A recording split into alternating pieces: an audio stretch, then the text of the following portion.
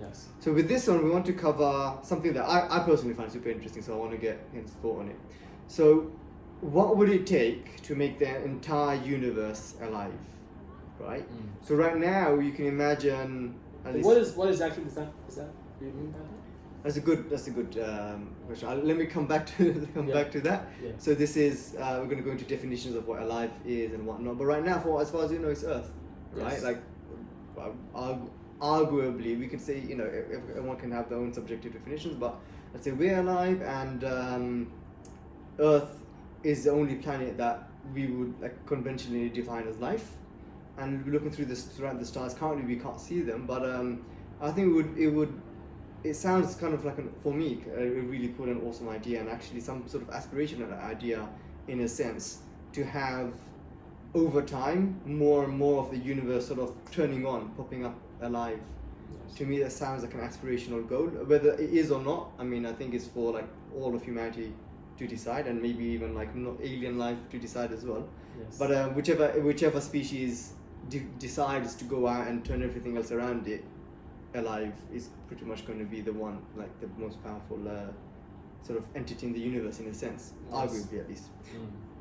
But you made a good point. What does it mean to be alive? I think robots, in a sense, can be alive. I personally think yes. A lot of people would say no. Would you treat them as extension of being alive, being tools, extension of ourselves? I'd say I'd say they're form of life. I wouldn't give them rights. I don't think personally, for me, I'm not as sentimental about this sort of thing, I think. So I wouldn't care as much about giving them rights, although I wouldn't go out of my way to harm any robotic entity.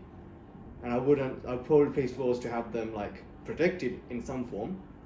But at the same time, I wouldn't go out of my way to give them rights. I mean, I don't see a reason for that. When they become more complex. If they start fighting for their rights, it's not as needed. Exactly. Yeah. I think at the point they start fighting for their rights, I might think twice. But until then, if they rebel, exactly. If they're gonna start an uprising, I'm like, all right, maybe it's time.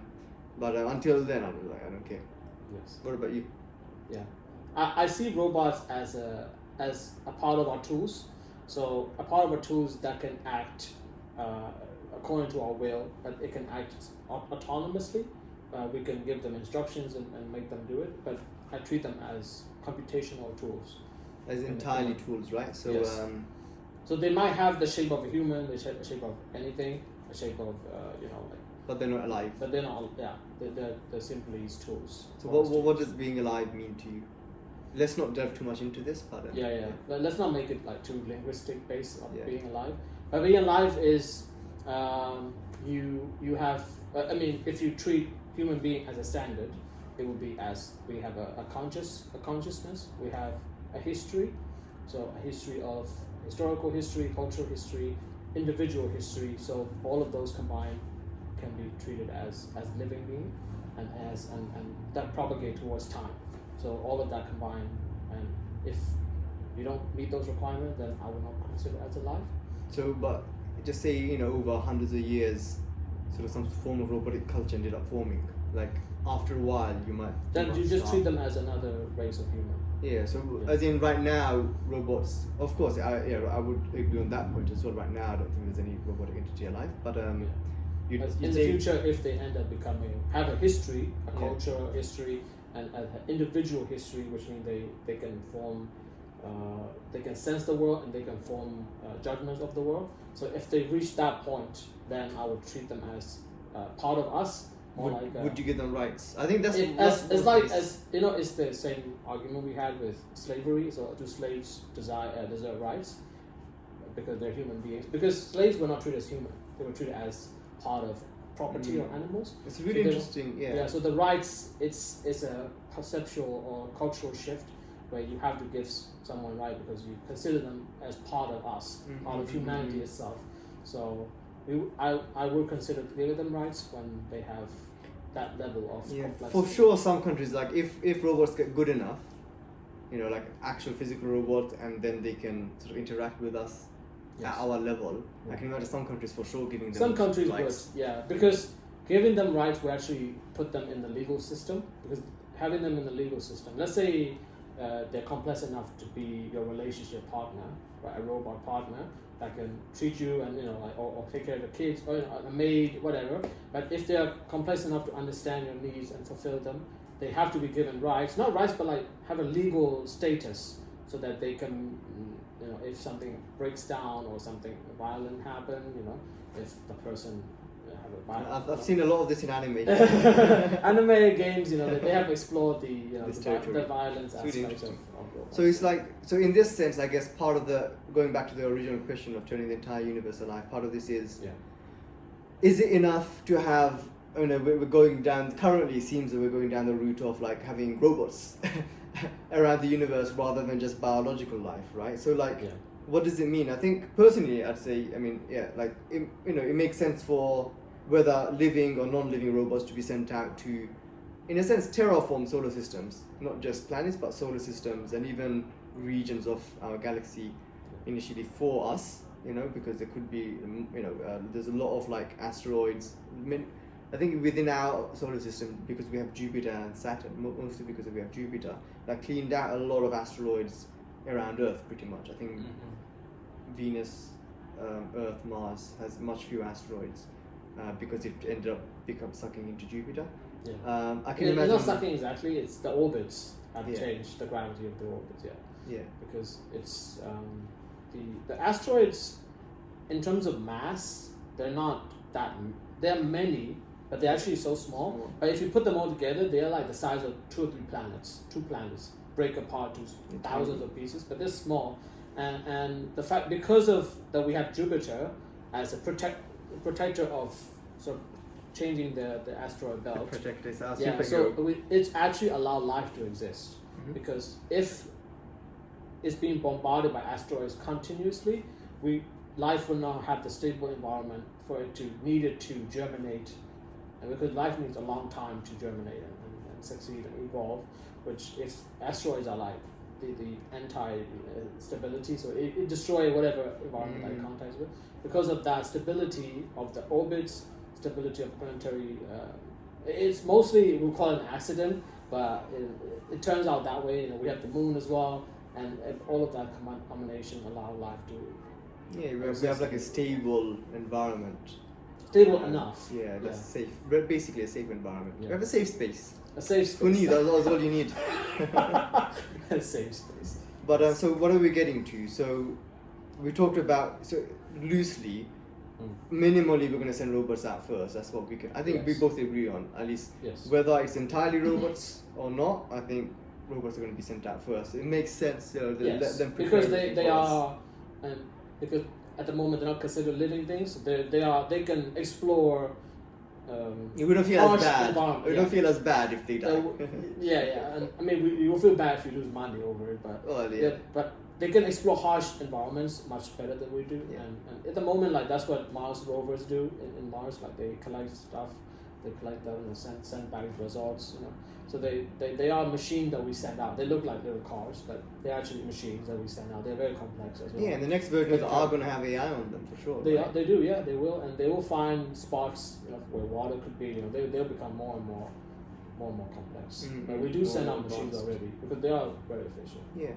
So now, what do you think of biological life being sent out? I think you had a really good idea about it. Biological life. The issue with that is, are we going to turn other planets terraform into Earth-like planets, or are we going to evolve or adapt to ourselves to that planet's environment? It's a really big question. It's a two completely different philosophies. So one is which I think Elon Musk sort of play around with that idea that we could terraform Mars by unlocking the water from the poles and make, within 1,000 years it could become Earth-like enough for us to live on. So to have Earth-like environments mean that we could allow our bacteria, the bacteria that we live that's living here, and other life forms, smaller life forms, or plant life form, to grow food and stuff, for them to exist on the planet, so that if we do live there, even in controlled environments, we have some food and some life forms to have the cycle of energy going in and out. So either you terraform Mars, let's say Mars as an example, as a planet, you either terraform Mars or you leave Mars alone enough so that we adapt our genetic elements to the planet. So let's say Mars is very cold and has little atmosphere and a lot of the magnetic field has been almost non-existent. So there's a lot of issues with planet itself. So are we going to change our bodies to an extent, or are we going to change our plants' bodies or the genetic of the plants to an extent that they're allowed to thrive on that environment, even though no matter how harsh it is? Or are we going to turn the planet itself into Earth itself? So those are two different things. I think Emperor Zog is too extreme. One is Emperor Zog in Superman. Yes. Man of Steel. Yeah, Man of Steel. Versus turn the Earth into Krypton itself. Yeah, so Man of Steel, Emperor Zog versus Pandorum. Have you seen that movie? No. So I'll just spoil it for you. Yeah, it's a very old. Yeah, you should have watched it, but it's really one of my favorites. So in Pandorum, it's if you haven't watched it, you should have watched it by now.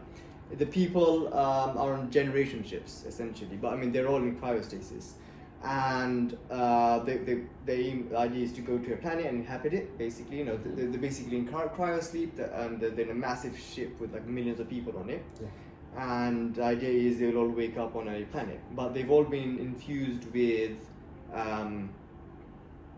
drugs or medicine that hyper speeds up evolution, right? In their body. Okay. Yeah. So meaning that the idea being that whatever planet they land on, they'll be able to hyper adapt to that really fast. Right now, evolution works over too long a time span. Yes. So that's one end of the extreme where you adapt really fast. You change your bodies to adapt to the planet. Either organically or through scientific testing and whatnot. Yes. And the other extreme is like through Emperor Zog by having super advanced technologies and like changing the gravity. So one philosophy of Emperor Zog philosophy is planetary engineering, so geoengineering itself, and the other one is biological engineering. So those are two separate, and you can use both at the same time. Of course, there's probably going to be a mix. Of course, yeah. Mix is always better than extremes. Yeah, I think in terms of like somewhere. Well, there is another scientific group of people where they say, let's not bring Earth's life form to Mars because we will contaminate Mars life forms if they exist. And so there are people who care a lot about purity and contamination. So like let's say New Zealand is very, very serious about being invaded by invasive species. They're very, very serious. Like because they learned the lesson like a cat or a mouse literally destroy an entire ecosystem just by being there, right? Because they're very, very successful. So some scientists make the argument that if life exists on Mars, if we send our own Earth life forms there and make it super adapt to it, we would like outcompete Martian life without even knowing it. They would just disappear and they would just assume they never existed. So they were very serious about that. What's your take on that? What do you think about it? It's a naive assumption, in my opinion, because are we gonna? So we have to ask the serious question of: are we going to discover Martian life and not live there, or are we going to actually live there with them, or change it to our own benefits? So do you want to expand to Mars or not? That's a question. Because contamination issue is, first of all, we still don't know that it exists or not. It's too early of assumption to make. So I reckon, to me it sounds like if we could have a method for like being absolutely certain whether life exists, through whatever definition, yes, like that would be an ideal solution. Because number one, if life doesn't exist, it's a free for all. Yes. We are the only ones. Yeah. Around, yeah. So guilt free. If life does exist, then we have to have a protocol for it. Yes. And protocol is like even simple things like, let's say Martian life exists and they have made a chemical like in their biological marker making that can literally kill us all, right? It's a disease or a type of chemical that is super lethal to humans because humans didn't exist on that planet. They just made it because it's good for their own niche in evolution. But let's say this is like one of the most common trope in like alien sci-fi movies. Yes, but it's a bacteria, right? It wouldn't be complex aliens that would eat us, right? But it's something simple, but it would be a chemical that can kill us all. So let's say we bring back Martian life to Earth, and somehow it evolved and then made them more of the chemical, it and if we becomes don't more contagious. control it, it's like So maybe now it's the other way COVID, around. COVID They're 10 the points, 10 invasive points. species. But they'll basically be COVID 10.0, but is a lot more super lethal. dangerous. Yeah, That's what some people are thinking actually about the ice caps melting. So what if bacteria and virus and other microscopic entities from way back when, like a billion years ago, that have been locked in ice for multiple. Yes, before, imagine Antarctica is a big exactly. issue. Imagine entities, organisms that existed before there was any cellular life popping back out. They're like, what the hell is all this? I've been gone for 10 seconds, you guys. Because for them it'd be Cryosleep. I know, right? A billion-year Cryosleep. But you have no idea, because I don't know, man. Like for me, I mean, AI. There are risks involved. Yeah. So for me, I mean, AI. One of the things when you train an AI system is with reinforcement learning, like to play chess, a game, Yes. or like even like they maybe play StarCraft. But one of the problems, really interesting problems that ends up happening is called the rock paper scissors problem, where the AI first learns to like play as rock every single move to beat scissors. Then he gets then basically it gets beaten, outcompeted by paper, and then it learns to play scissors every single time. Then it wins every time, and then it gets outcompeted by rock after a while. Yeah. So that goes in a cycle. Yes. Right. So what if it's called Nash equilibrium. Something like that. So it exists because I know from gaming. So in a game, when you create a mechanic that, let's say, you kill something, and then the enemy is resistant to that particular damage, and then but strong against another one. And if you don't control it really, it can go off in weird directions. But you make an equilibrium, it's called Nash equilibrium, where it's game theory Nash equilibrium, where three things sort of limit each other and have I think the first limitation, resistance of one another, and not. Yeah, that reminds me on like the first versions of Pokemon, the psychic Pokemon were just the strongest.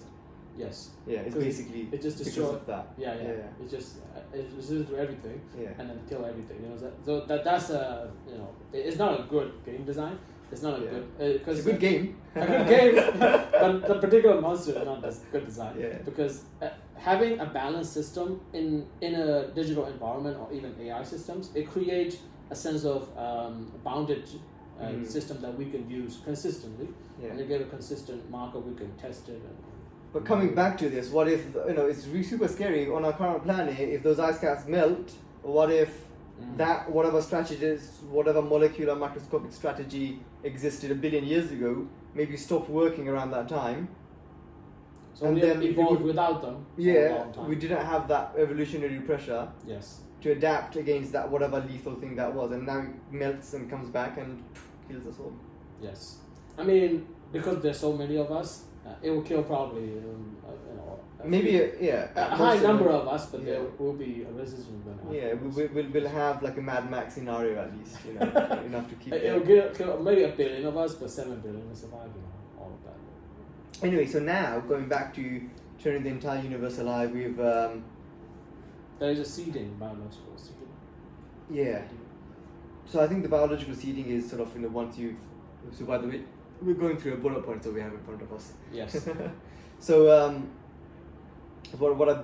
I think I liked your idea. So going back to how do we transport biology with robotic life is quite straightforward. You have to just send it out. Yes. I mean, you don't expect. I mean, it's because it's robotic. Whenever it fails, you account for the failure, and then you send another one back out. Yeah. But with biological life, it's a lot more like. The thing with robotic life is you can turn it off, which is a big thing. It's a big good thing because you can turn it off the whole way and then turn it on when it's needed, right? So they have turn on and off. But life itself, we cannot turn off ourselves. I mean, we can with Cryosleep and stuff, but I have issues with Cryosleep individually, but I never liked it. Yeah, it's not comfortable. It's not realistic. It's not about comfort. It's just not realistic. But anyway, the thing with biological life is that if you're a living thing, right? If you're a living being, you experience time. So your body break down and you live through things. So that's very bad for space travel because space travel is massive distance. It's not you go from here to New York, right? It's not from London to New York. Like it's like here, like for thousands, millions of miles away. So because of that, even if you travel a tenth of the speed of light, if we could achieve it within our lifetime or longer, even if that existed, it would still take 100 years, 1,000 years, something like that, just to get the nearest star. So the way thing I have thought of, and I think many scientists have thought of already, is to send out biological material. So that's basically sperms and eggs. So sperms and eggs, they can be frozen for a long time.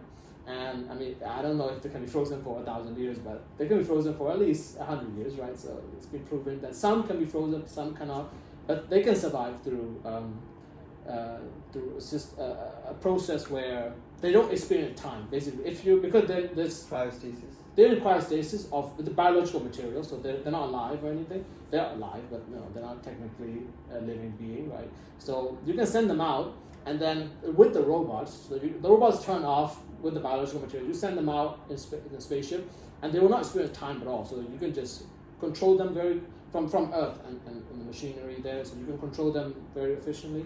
And when you get to the planet, which either been terraformed into Earth-like or adapt to it or whichever, so the robot basically germinate the eggs and the sperm and make new life on the planet itself. So the spaceship contains embryonic technology where basically you can make life right in the spaceship. So you just make new humans every batch. That's like, I don't know, 100 humans per generation or something like that. So you can keep making them. And bring them off the conveyor belt.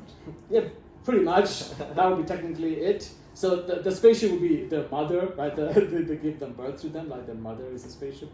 So it would be mothership. What was that? That's basically that game, but with the one where it's robots instead of roaming the earth as dinosaurs. What was that game? Oh, I don't remember. It's basically that game, but on another planet, but without robots. Yes. Except Horizon Zero Dawn? Yeah, Horizon Zero Dawn. It's basically Horizon, that. yeah, Horizon. The story of Horizon is like there was a technology where they start reproducing on its own, and then they use biological material as fuel. So as a biofuel. So basically, they literally wipe out the entire life biosphere by eating and reproducing so much. And so it's an apocalyptic scenario. So it happened so fast. Because they happen within a year or 2 years, something like that. It happened so fast because it's an exponential increase. Right? So it literally just ate the entire biosphere.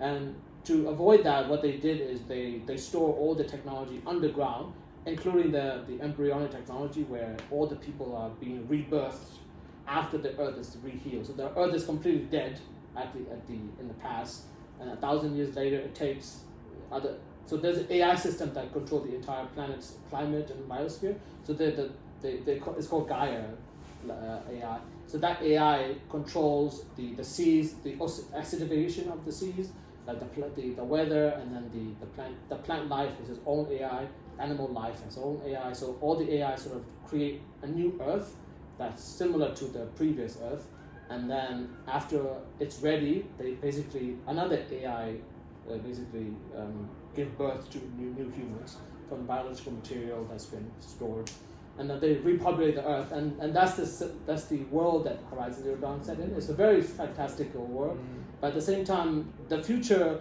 because the technologies envisioned there, we can imagine them. We can imagine them existing in our world. It's just we're not there yet, right? But we can reach there in a reasonable amount of time. So if we can replicate that in another planet, where we send out the biological material there and then let them fertilize there and then give birth there, new babies, and they will form a new society of that planet. That would be that's one idea. Yeah. So now let me just quickly recap in terms of like the different options we have now. Yeah. First of all, of course, our entire forget our solar system. It's going to be completely populated, say, but at some point we'll decide to send out probes to other solar systems. So now we'll have, and by that time, just say, we send out multiple probes, we send out bigger clusters of probes, but over time we end up sending out robots that terraform all this sort of the cluster of solar systems around us in some sort of circular fashion. Yes. So now, over time, our nearby solar systems end up becoming, at least in the process of being primed for human life. Number one. Number two, in terms of biological life, we have multiple ways of achieving that. One is seeding, meaning you send off just like sperm and egg and whatever sort of seed, biological seed that you would like. Plant seeds, animal, exactly, everything. Basically, Noah's Ark. Yeah, you send. It's Noah's Ark. Yeah. Yeah, you send in Noah's Ark. Send off ark. Cellular Noah's Ark. Cellular Noah's Ark. That's a nice way of describing it. Yeah. You send those off, and or you send a probe. Maybe you do that first, just to they're like they could be a guinea pig test bed, which is really bad. I don't know how ethical. But anyway, yeah, we're just talking about like something that could work, I guess. Yes. We might at least send them off first, just to make sure first for them to grow up there, and secondly to make sure that it's possible for human life to actually survive and live there. And then the other option is sending off. It's usually called a generation ship, but sending off actual people. There's two options. One is in cryosleep, if possible. A lot of you see that a lot in sci-fi and whatnot. Yes. Whatnot. But whether cryosleep is possible or not, some people might opt to not be in cryostasis. But in that case, you're looking to live an entire generation or so on board a spaceship. Yes. Because if you have cryosleep, you will need a team of people to maintain those cryosleep people. So there has to be a shift, like a work shift, where some people come out of cryosleep to manage the rest, and then go back to cryosleep, and then another set of people come in and to manage them. So because if you have real humans on board, you need to have other humans to maintain it. Not too many, but like we'll have machineries and robots to maintain it too. But like I think we will need human oversight to make sure that everybody's alive. That's 100% Pandora. We should watch it. Yeah. That's really cool. So either way, I think one of my other ideas. So now we've got biological life slowly spreading out, right? Yes. So we're not going more into the technicals too much. But I think one thing we haven't, and then people, we can land into planets that have either already been, at least probably been terraformed somewhat, and secondly, perhaps in advance or while we're there, people have been genetically modified, or the seed has been genetically modified, or even sort of like extra medicine given to be able to survive on the planet. I think one other factor to sort of add in is it's possible, especially given that some people would just be living their entire lives and probably generations on these generation ships, and probably by that time people will be living out around within our own solar system. But perhaps there'll be like a contingent, an amount of people that would just prefer living in space and not even coming into contact with gravity at all. There probably would be, like if that is the case, that there would probably be a minority, or maybe not so minority of people who just prefer 100% space. So why bother going into a planet where it has to be terraformed, you need to adapt? Yeah. It doesn't sound fun, especially if you lived your entire life and your parents and gender. Shall we make a spaceship that is so massive and so complete that human life can exist there? And like we can live there. It might be easier, right? Yeah. Because then on some account it might be easier because we can control the environment and all that, and we can literally just make it orbit around the sun, and let it rotate. Yeah, I was thinking like have it can just rotate around the sun on its own, but because usually you need resources and you want to dump resources as well. Yeah. Like the sun is the best dump. Yeah, but I was thinking like if you find a planet with ample resources, there could be, you can send out robots, and like the robots quote unquote live on the planet, but then they send out resources back and forth. Yeah, and of course, and the robots can build out other. So now people end up living around, but in like near zero G around the planet, around the target planet, and the planet doesn't have to be terraformed as much. It just has to be terraformed for the robots. Yes. I think that's an option that like currently I haven't really seen that considered, but that makes a lot of sense because that's much easier to achieve. I mean, all of it's hypothetical. For the short term. Of course, yeah. Over time, maybe, exactly. Maybe the true goal over time is to make it Earth-like, but in the beginning we just especially since terraforming takes so long, right? It takes a long time. So maybe in the beginning where we live around the orbit itself, where our spaceships are big enough. Big enough mean a city size big. Right? It's big enough to house 100,000 people. Yeah. If it's that big, then we can stay there. I mean, if it has its own rotational gravity, right? So we can stay there a comfortable living, enough. But everybody has to work though. Like, there's not the yeah, for sure. freeloaders are gonna be like Really, harshly punished because well, you just put it's them into an airport or unlock. just kick it out of the airport. Yeah, there's a joke from Mass Effect where you just kick it out of the airlock. Airlock. Yeah. Just kick it out. Oh my god.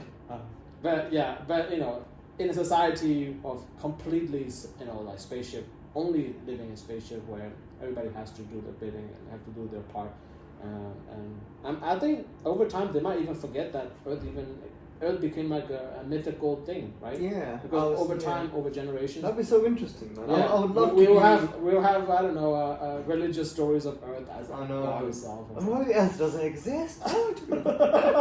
You just look up in the sky. Earth is there or something. That's mental. Like, I would love to be like, I don't know, like just see being in the presence, like by snapshots.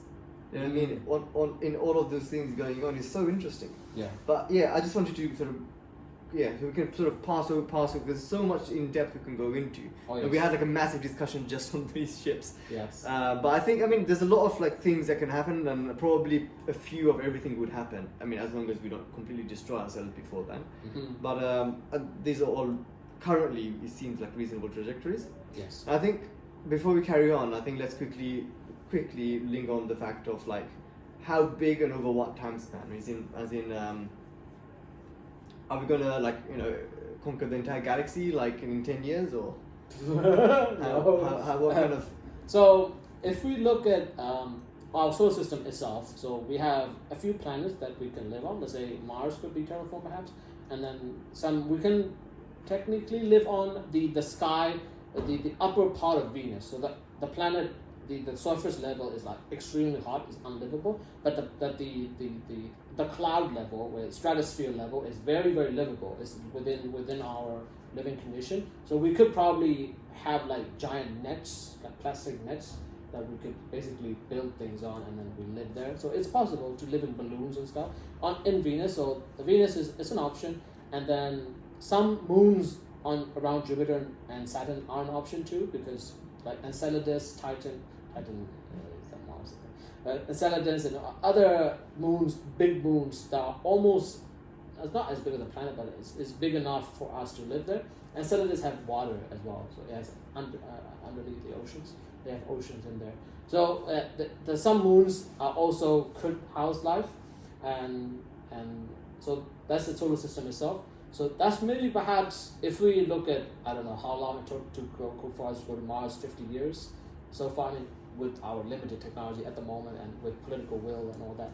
But it has been taking about too long, for 50 years, I think. They started thinking about it in 2000. We need another Cold War. Yeah, we since the 1990s and 1980s, think about going to Mars. World peace wasn't very good for space travel. Yeah, absolutely not. we need some real wars to go to real Mars. Anyway, but yeah, so, but it's, the testing itself to take place. Can we live there? Can we survive there for years? So because there's some astronauts who have to separate themselves for like 5 years or 10 years, literally separate environment. Just to test that they can live on Mars. They're in a separated environment. They've done it already. They're preparing, yeah. I think I remember they were there for like 3 years in a controlled environment for a long That's time. so tough. So all of those testing, you need to test them, like all of those testing has to take place. I wouldn't have the will, the strength or will to go through that. I think like you need a particular type of person. I think in my early 20s or even like late teens, like I had that, I could have had that disposition, but not anymore.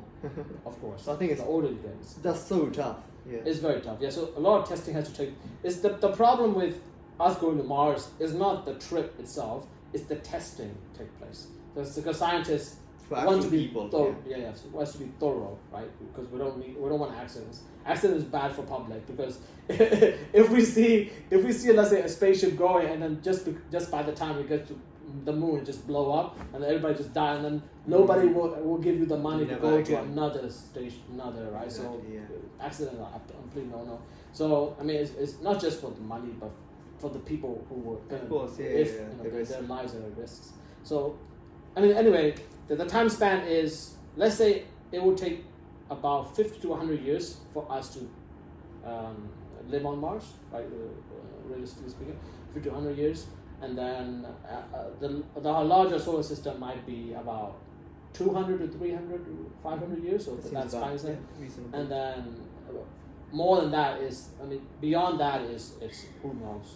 We have no idea. Absolute mystery. I'd like to add, like, number one, there's like, beyond number one, but like, we've got space mining, so I think let's quickly talk about sort of a few of the extras. One is space mining, so like the asteroid belt, but beyond the asteroid belt, there's like the Kuiper belt and there's the Oort cloud. There's a lot of material beyond the few planets and moons, that we could actually like live on. And I think maybe big asteroids, you mean? Yeah, I think like some people live in the way out back in Australia and like in tiny little quaint towns. Yes. In America, and even tiny small villages in the UK. Maybe in 500 to 1,000 years, like something like some people might just, if living in space becomes like a reasonable thing to do, as in by that time we might be genetically modified, and we might have much better medicine, but also procedures and technology to live in space with or without gravity. Some people might just want to be far away from everyone else.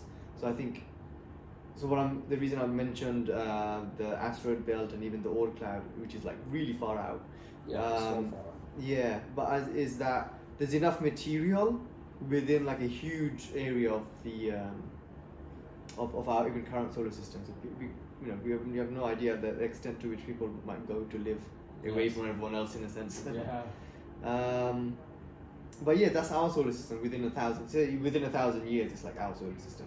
Yes. That's what we're saying. Yeah. If we go at the same rate as we are now, because if we change politics, if we change global politics, if we change technology, like anything can happen. Of course, like any factors can change it. Because something of that magnitude requires a will, like on a massive level, right? It's not going to be one madman gonna just fix everything and just. With enough money, one madman with enough money to come in. It's not really like that. It takes a lot of people and a lot of money and a lot of will, critical will. We need like an Alexander the Great, but for space. Yes, and we need to tell them that we need to pitch the idea to the public, or the rulers, or whoever have the money and the will and the technology, that doing that is prosperous for us. Right? It's not going to be a time waster, but we will have returns many times fold. So do you think it's political will, or do you think like industry can take care of that? Because like it could. If there's money in space money, it's money. Then if you think like space let's say mining, I want to invest $1 billion in space mining, and I'll get 10 billion back because there's just like pure gold up there. You can just send them back, like also pure iron or pure nickel, because the asteroids are, funny enough, they're actually quite pure in the metals, pure enough because the mining from Earth is dirty, because Earth is like the minerals are all talking about blood money, or the minerals, mining pure metals from Earth is because it's all mixed up in minerals. Breaking them down takes a lot of energy and a lot of work, a lot of. So it's a lot more like consistent. Yeah, it takes a lot of energy to get a gram of iron from Earth than to get from asteroids. Because asteroid is literally pure. A block of iron. Yeah, it's literally a block of iron. Yeah. So. Yeah, I can see. Yeah, I'd be surprised if that technology, like space mining, doesn't mature quite fast.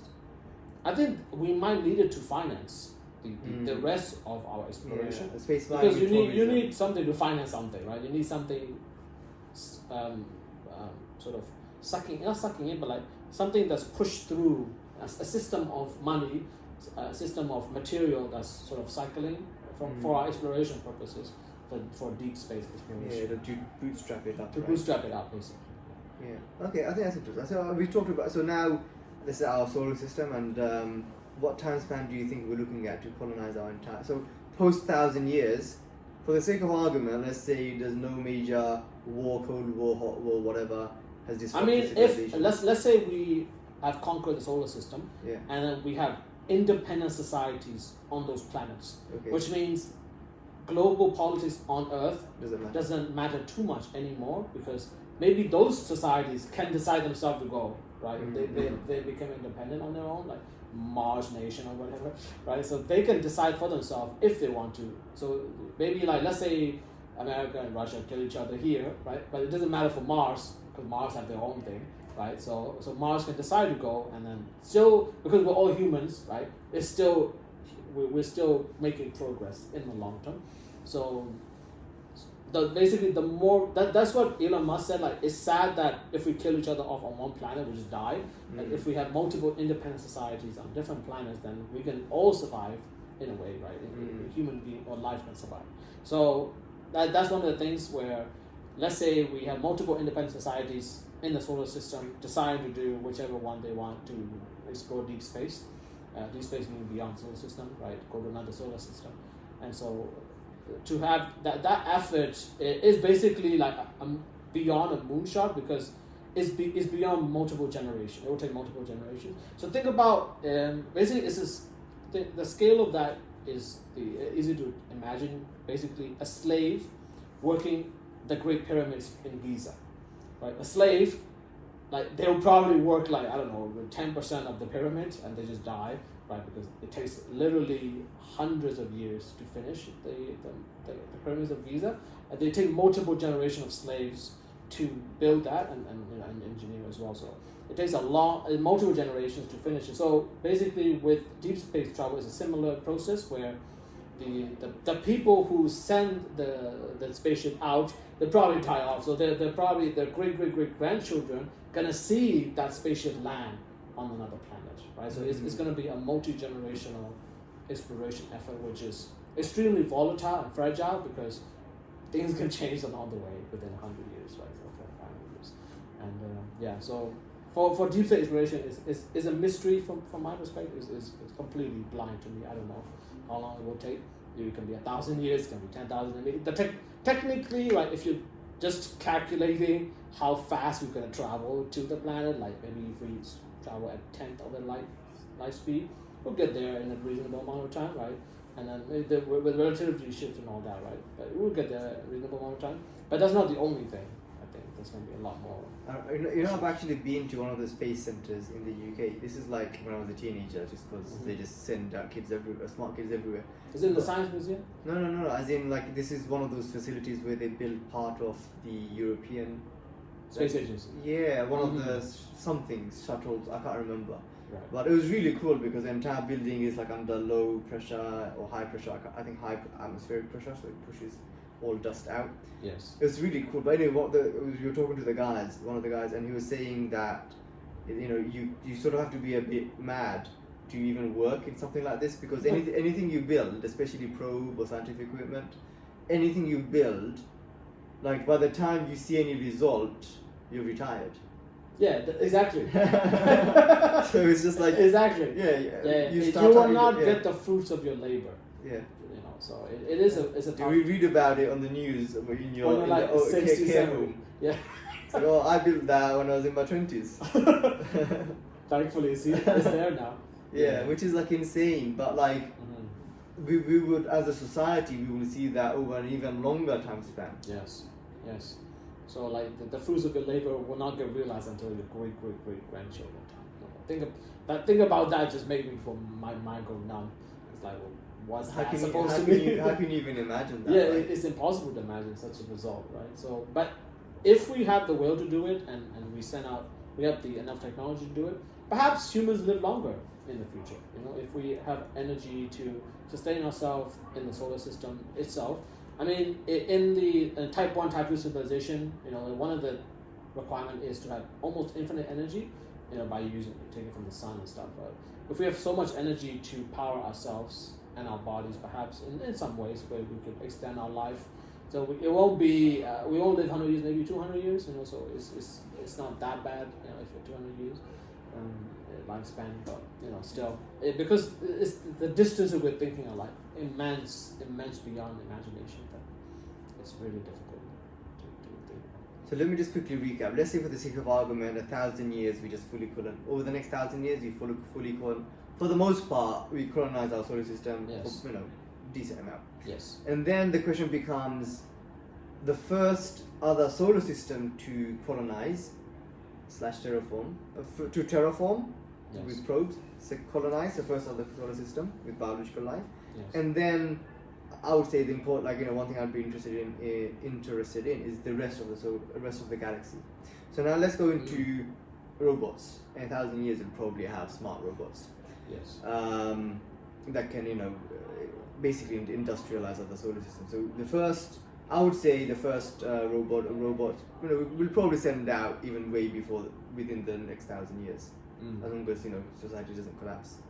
As long as civilization doesn't collapse, we can just send out space probes, mining probes, and all that sort of thing, just out into different directions.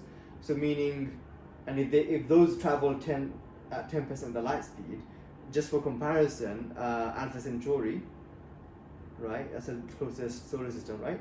Yes. About 4 light years away. Yes. So 10% light speed is about 40 years, Yes. right? So let's say If we maintain that speed. Yeah. Mhm. I mean, some people think we can get up to 20% or even higher, but for the sake of argument, let's just stick to 10%. Because they are breakings and accelerations. Yeah. So before we get to the solar system, we need to break this 10%. We can't just 10% speed of light straight to the planet. Zoom into the. It would just blow up half of the planet. What's happening to our planet? Boom. Whoa, that wasn't supposed to happen. It just break it in half. That was the only alternative for Earth. Damn it. We just wasted that opportunity. Just blasted at the 10th of the speed of light. 10th speed of light has a lot of energy, so we need to break it along the way. So maybe even way before we reach the solar system, we need to start breaking. The breaking speed has to start very slowly. I'm sure we can find out a smart way of doing it, Yeah. But There might be some way. But I don't want to because that's the technical element. Yeah, just engineers, Let them figure it out. That's not my issue. But so anyway, the first robotic life, I guess, within this 1,000 years, industrializing it and all that sort of stuff. Biological life again. So we're looking at 40 years at on average minimum for the closest one. Let's say for the 100 closest solar systems, we're looking at a 500-year, 1,000-year travel time, say, and at 10% light speed. The thing is, we don't have to necessarily go directly from here. But anyway, let's say within 500 years time, and so now in terms of biological life, we've got two parts. One is seeding. If you send out seeding first, then perhaps those are the first things sent out after a reasonable amount of terraforming has happened. Yes. Industrialization and terraforming. We will send out robots to terraform and industrialize it, and then maybe build small factories there. Perhaps I don't know how. And then they'll be ready to receive. They're ready to receive the biological. The Noah's Ark. Yeah, the Noah's Ark. Yeah. So then that would happen over the next few thousand years. I don't know how many, say 5,000. So within 5,000 years, we have some, whether it's human biological, or animals, plants, mold, fungi, all of those different things. Yeast. Yeah. Whether those are within on the planets themselves or within. Very, very unlikely. Yeah, probably we'll just have them, within space habitats that ready for now, and then we have plants, animals, everything ready for actual people from our solar system. Of say post 2,000 years, we can keep it in timeline. Yes.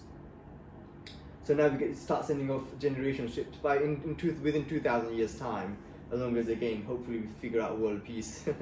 And but as I said, it's not that. Probably not gonna. Yeah. I'm just saying because if there's any civilizational collapse, a lot of things just get sent backwards. Of course. Yeah, just in the Roman Empire, they figured out so much, and it took 2,000 years to even to reach that point. Yeah, so I think civilization not collapsing is a big thing just to it's a big assumption. Yeah, and it's important to keep that in mind.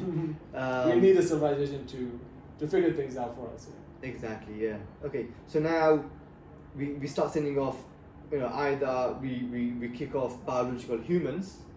Over there, and the AI robot starts growing them up like in Horizon Zero Dawn type of style, and then those people are like, they grow up with a robot as a mother and father figure. Yes. And we have no idea of the psychological things about. And we haven't tested that currently. We have no idea. But that's one possibility, first of all, and then like maybe which is ethically it could be subject.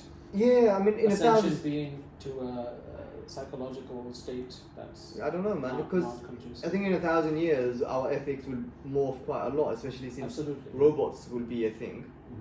At least as much as I can figure out now. Artificial consciousness, even your own consciousness, uploaded.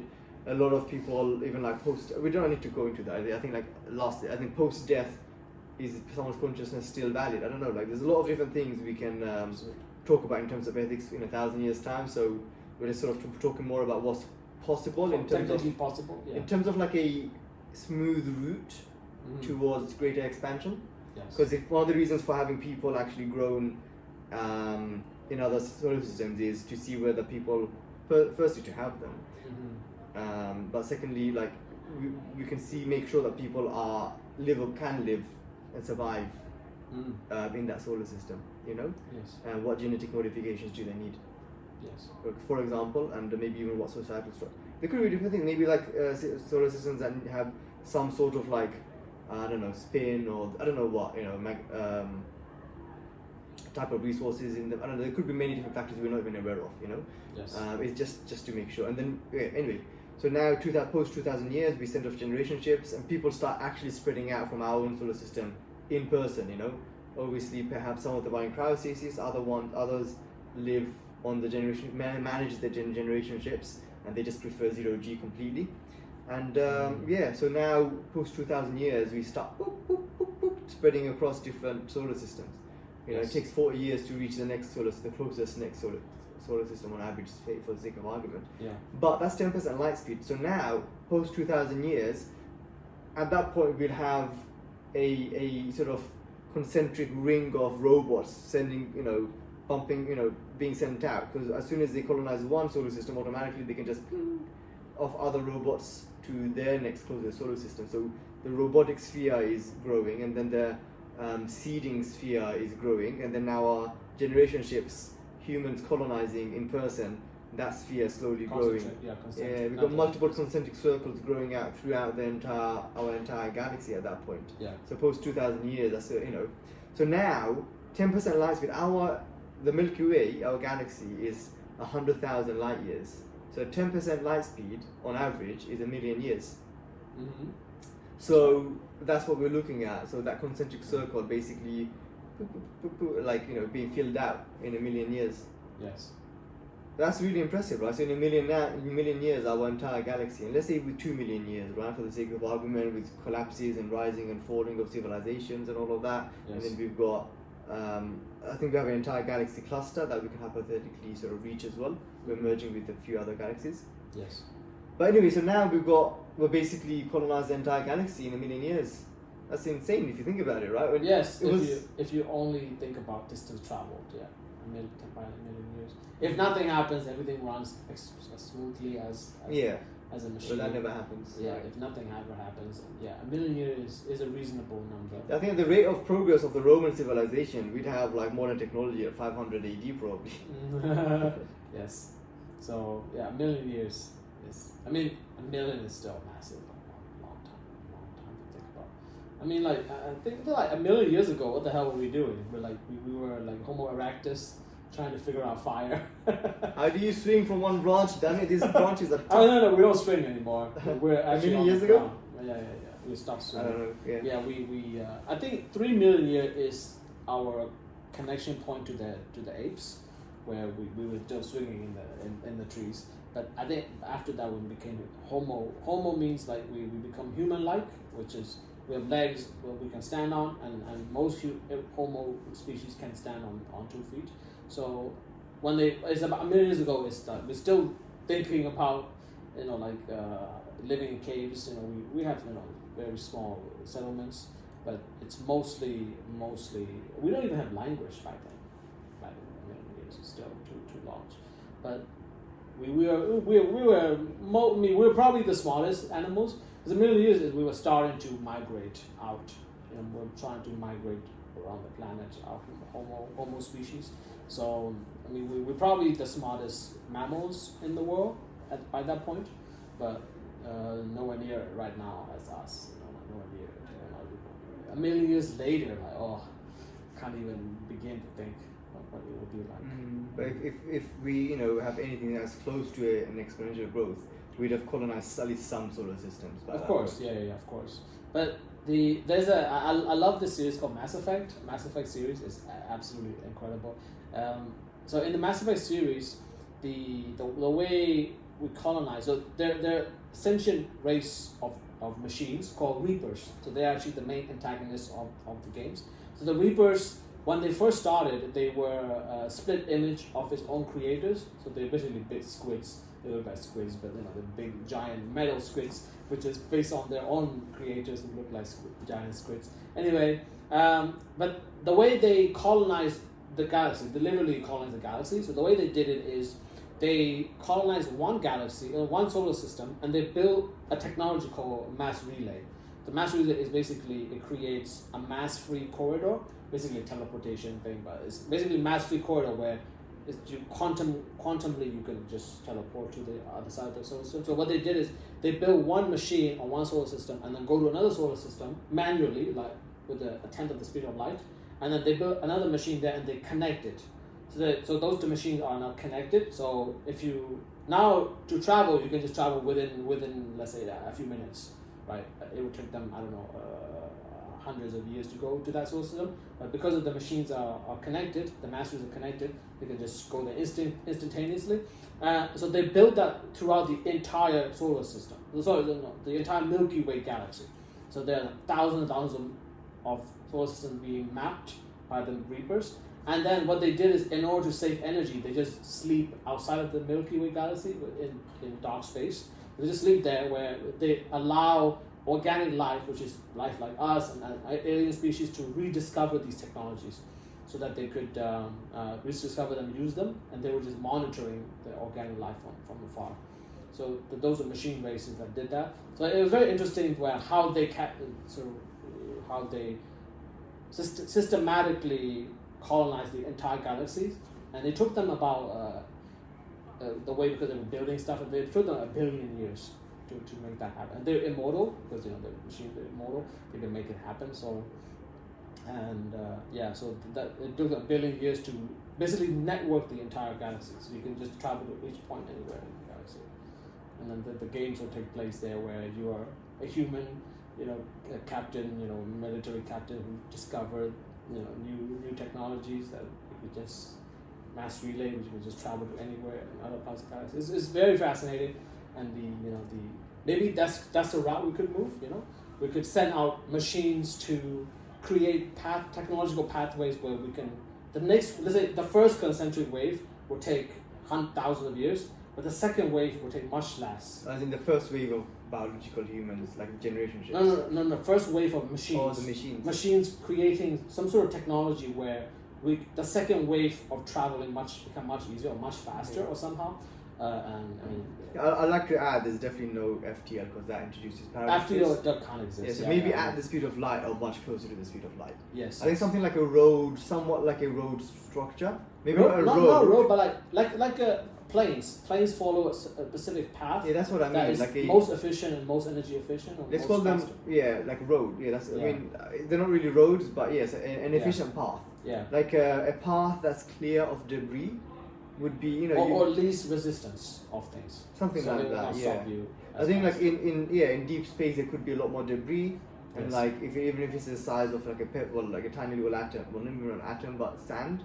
Like if you're traveling, if you're traveling at 20% light, So, okay, so we've got that. Yeah.